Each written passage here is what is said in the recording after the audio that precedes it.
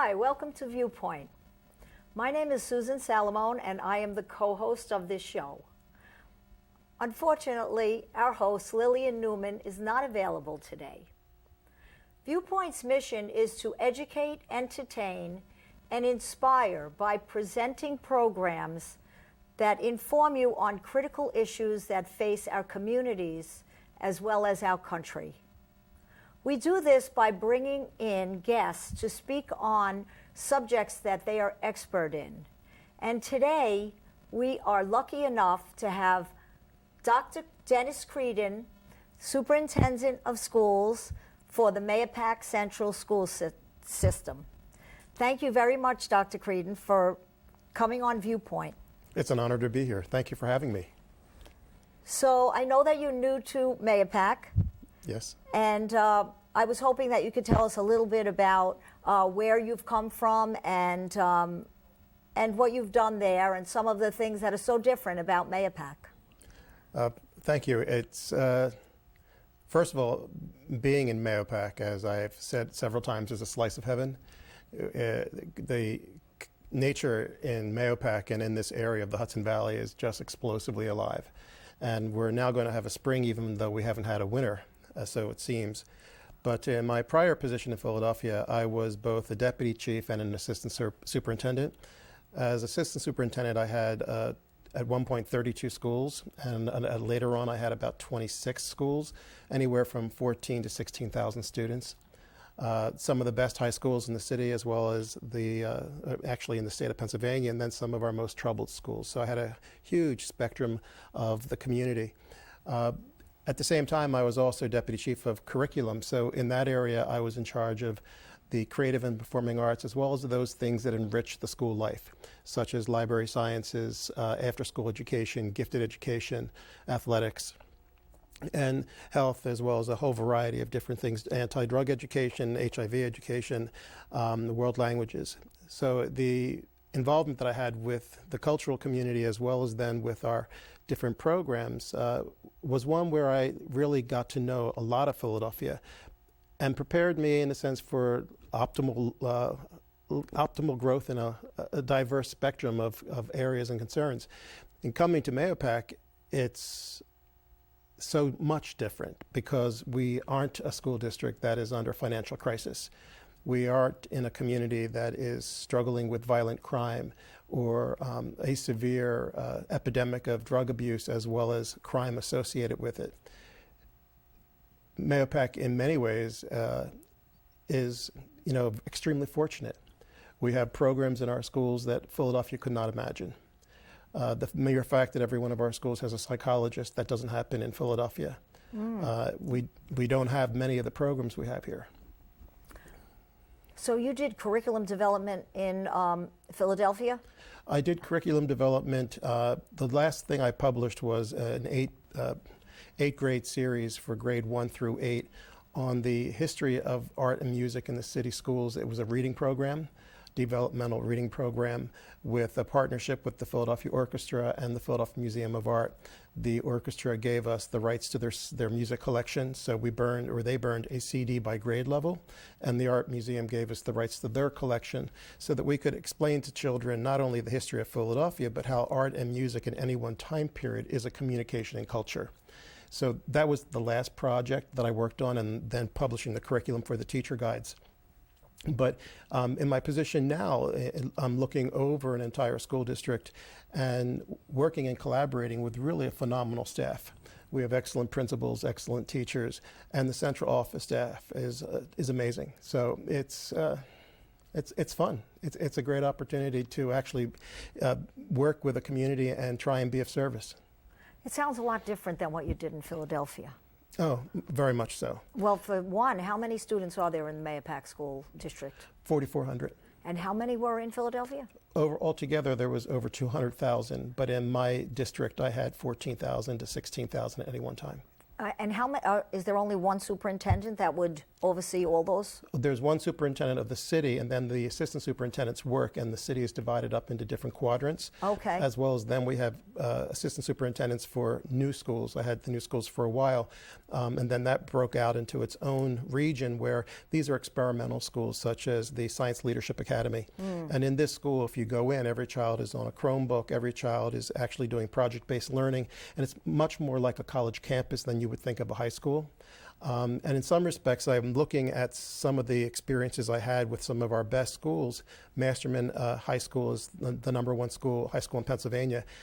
It was one of my schools, and seeing how their experiences and what their teachers were doing is applicable to what we can do here in Mahopac, because we certainly have a phenomenal graduation rate, a phenomenal Regents advance rate is 55%. So we're doing phenomenal work. It's just something where we need to celebrate it and make sure everyone realizes that in some ways, we have almost private education comparatively to what public schools like in other parts of the country.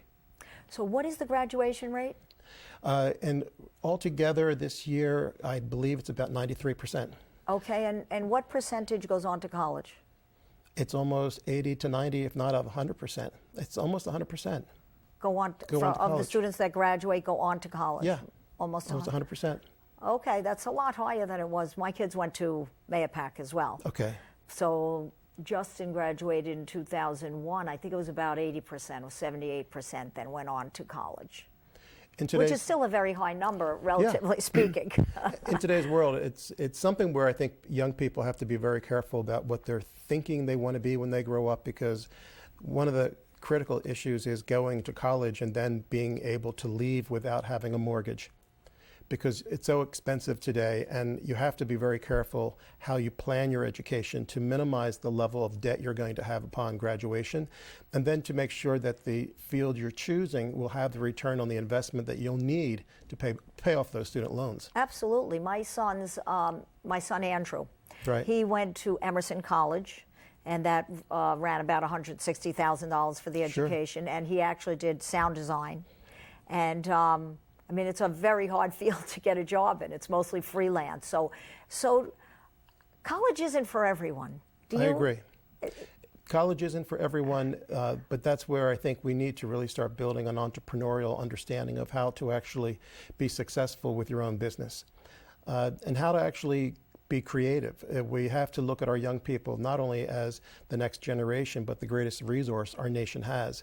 And one of the things that I'm working with our educators to consider is how do we look at STEAM education, where we have science, technology, engineering, and math, but we also have the creativity of the arts, so that you can actually think out of the box.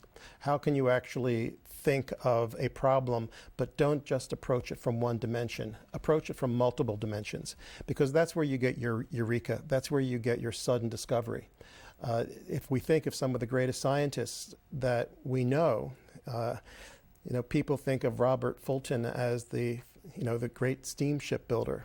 What people don't know is he got the idea in London when he was studying art under Benjamin West. He was invited to see a mill where they were doing weaving, and it was with a water wheel. And suddenly he saw another application. And the same with the telegraph. The inventor of the telegraph was also a visual artist, also studying under Benjamin West. Couldn't make it successfully in the United States as a portrait painter. And of course now we have Morse code, and we have electronic communications globally. And beyond that, now if you go to the Cochrane Gallery in Washington, you'll see one of his portraits on the second level of the Capitol. It is a massive painting that looks as if it's right out of the Impressionist era. He was ahead of the Impressionist. But again, Da Vinci or Michelangelo, are they artisans or are they scientists? Or are they both? Does one feed into the other?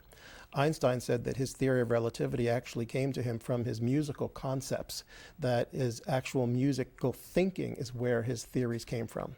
So we can't minimize where creativity falls in the education of a young person, because it teaches heuristics and problem solving.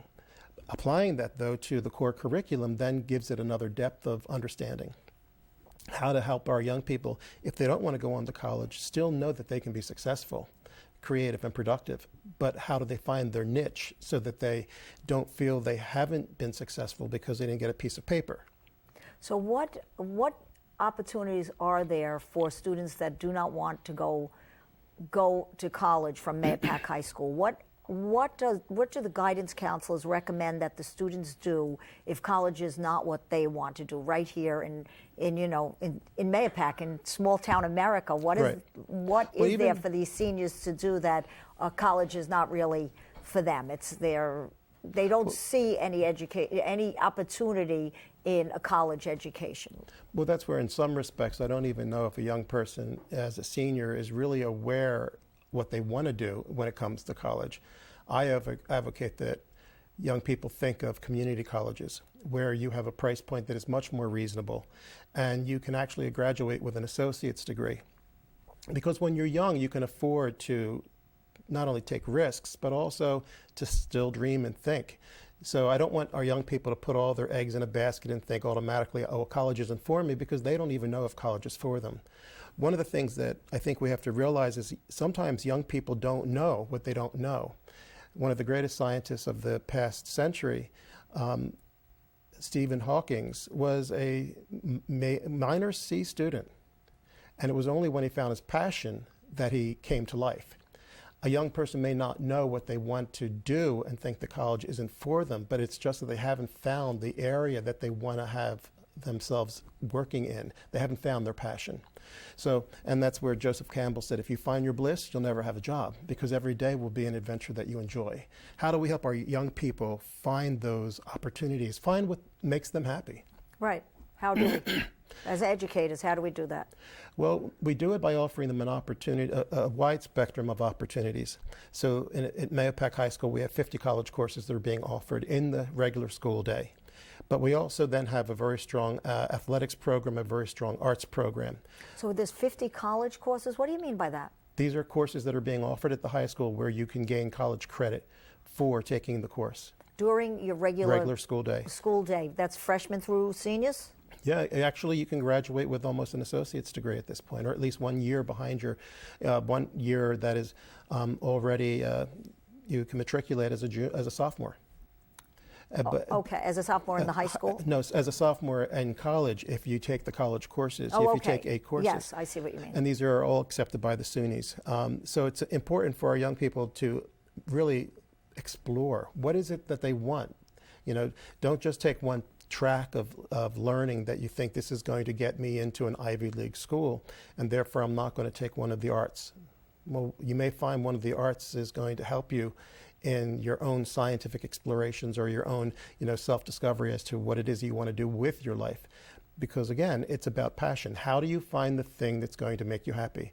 There are many people that are financially successful in jobs they hate. And there are many people that are in jobs that they hate that are not financially successful. That's true. So it's not easy to find what you love. I don't think that's an easy thing to do. Do you love what you do? Absolutely. Well, everything that I've been doing in my past 28 years in the public sector, and before that I was teaching in the Catholic schools, it's about young people.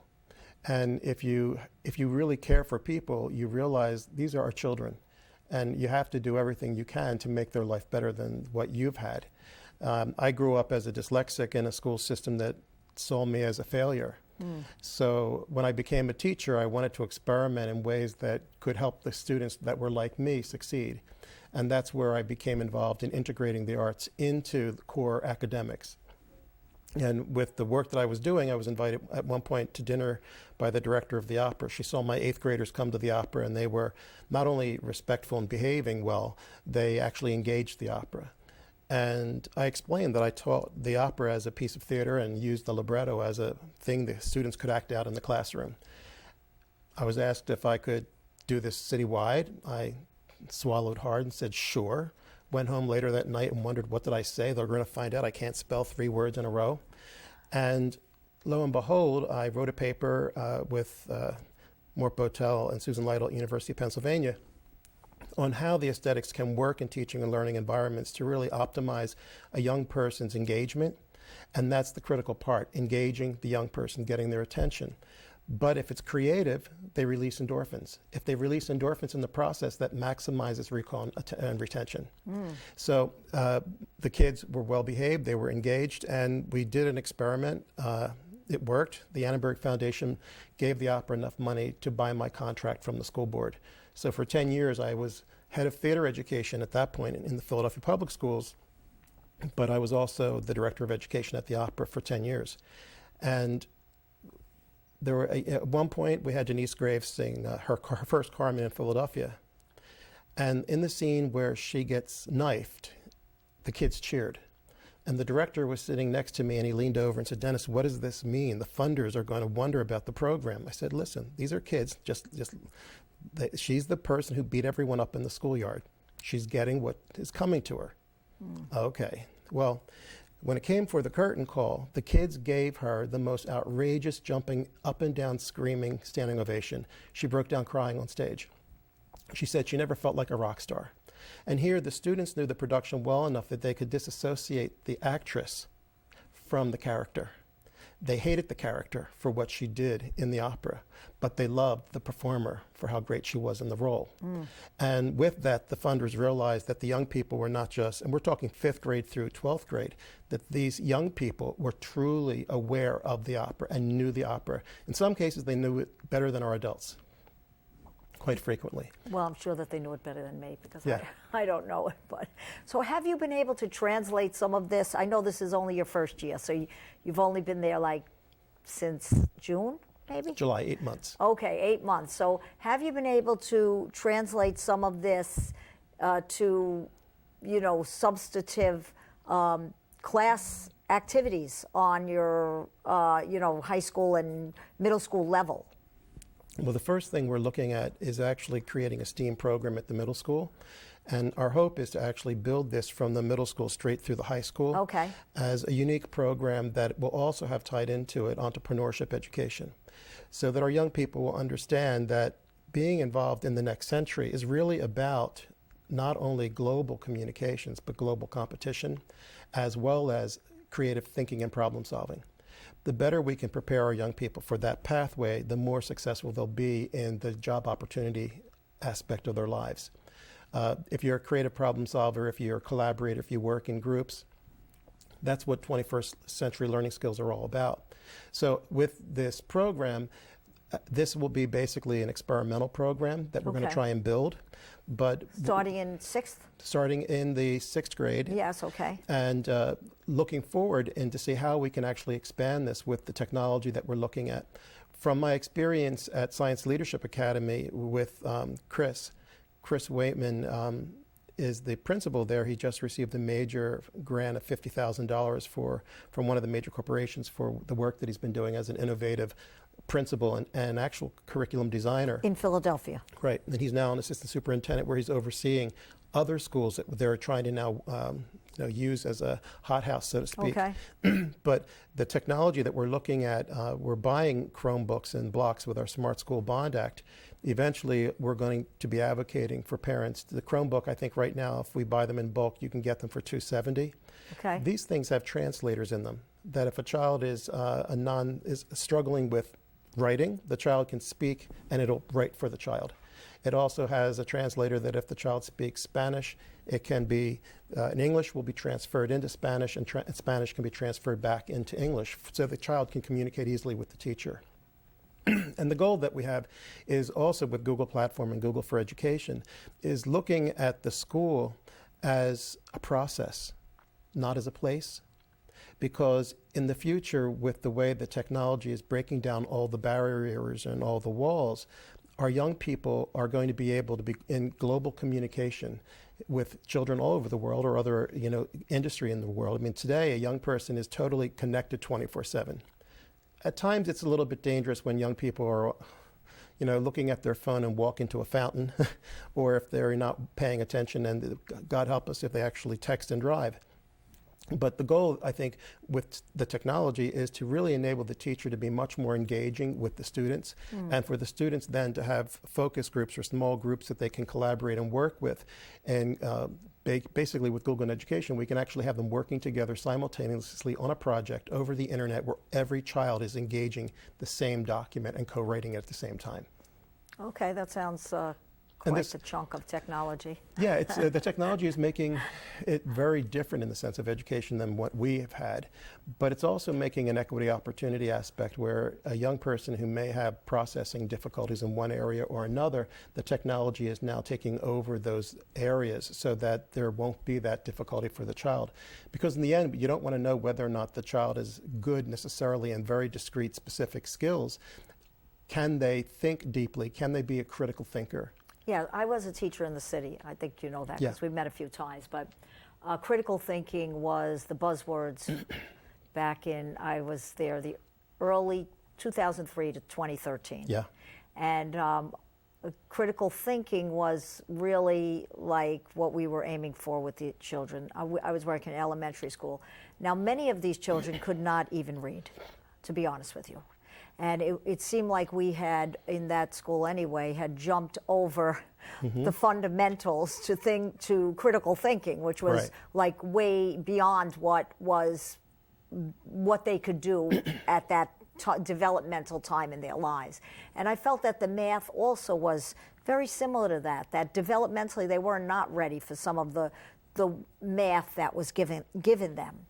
And so what's your feeling about that? I'm sure you know some of these programs, like Everyday Math was one of the programs we used there. And then we progressed to a Common Core math program. Right. That was so difficult for, these were city kids, so difficult for them. Now, it may not be the same in a place like Mahopac because it's a different demographic. Sure. But so what is your feeling about giving some students work that is just too complicated at any developmental period in their life? Well, that's one of the things that I think we, as Americans, we have to realize that we've created benchmarks in developmental psychology that Piaget repudiated in his last book. We actually have belief systems according to the way we've looked at developmental psychology that if you're not reading at a certain point at the end of second grade, you're a failure. Every child's brain develops differently. Every child's brain is individualized. Reading is a skill set that is taught each generation. We have to rewire the brain to be able to teach someone to read. So you're correct in the sense that if we have a standard, we have to also have flexibility in how we expect children to reach the standard. Because if you tell Johnny that he's a failure at the end of second grade, Johnny will then shy away from developing reading because it gives him embarrassment. When in fact Johnny may be able to read eventually. There's a thing called subvocalization for children learning English where they will practice the English mentally and in their own ear, but they won't speak it publicly because they don't want to be embarrassed. But the moment they have it down and they start speaking, they won't stop because now they're free of the fear. And I think one of the things we have to be very careful about is not teaching our young people to fear failure. Failure is part of learning. But it's not a negative. It should be an indicator as to where we want to take the child. So that we have to look at a child's struggle as a process of learning. It doesn't mean that they won't learn. But if we simply think of them as not achieving a benchmark that has been set by someone else, that's not fair to the child. No, it certainly isn't. But I think that's a tough nut to crack because children are... they really just, they feel a lot. They're little feeling beings. And I think that they get that feeling of being different than everyone else. And different is not good when you're a kid, even or a teenager. Different is not good. So I think that... Well, it would depend because we have young people who love to dye their hair purple or to shave off the hair on one side of their head just to be different. Well, yes, that's true. So, I mean, it's a combination. There's the child who feels that they don't fit in, and therefore they are the child that could be at risk. Right. Then there are other children who feel totally comfortable in their skin, and to be able to stand out, they're going to do something to make themselves stand out. Yes. So with that said, we talk a lot about drugs on this program. So I would be remiss not to ask you about the drug problems or the obvious epidemic we're having in this state. And how is that affecting Mahopac, and what is the school system doing about it? Well, we do have the DARE program in our elementary level, and we're introducing it into the middle schools. I think the most important thing that we have to be cognizant of is that as our families are the first educators of our young people, drug education has to start in the home. And it starts with parents understanding, everyone in the family, grandparents straight down. If there are drugs that are dangerous for a child, they have to be locked up like a gun. You cannot think that someone's not going to experiment. Young people, teenagers especially, they're biologically programmed to experiment, to take risks. You don't want them to get into this stuff.